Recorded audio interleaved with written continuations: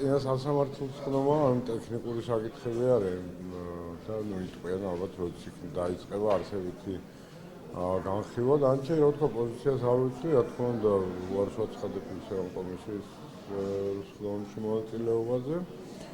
შესაბამისად ნახოთ უკვე ალბათ როდესაც დაიწყება არსებითი განხილვა, იქ გამოჩნდება რა საპირებენ საბოლოო ჯამში. ნუ რაც არის ასე ვთქვათ მენიუში და ასორტიმენტში ვიცით ყველაფერი ხო, ანუ არის ჯარიმა, ან გამოსწორებელი სამუშაოები, ან ერთწლიანი პატრონი. ნახოთ რაც შეერჩება.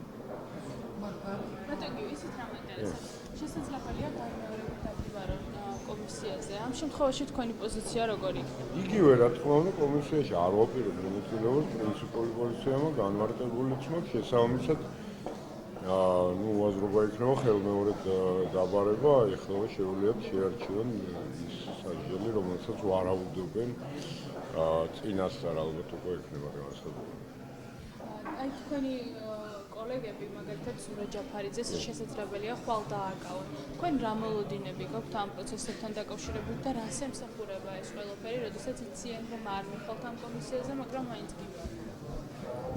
ხო, ერთი მხრივ აქვს სანახაობა, რომელიც არ გამოსდით ჩემი აზრით, ეს რას მიეძღვნება კომისია უკვე ვეღარავინ აღარ გაიგო, მე მგონი ობრი ის არ აქვს, ხო, მიმართულება ხან ერთს ეცემიან, ხან მეორე, სანახაობა არ გამოვიდეთ და ეხლა უკვე სასჯელებზე გადავიდეთ, ჩემი აზრით ეგ არის.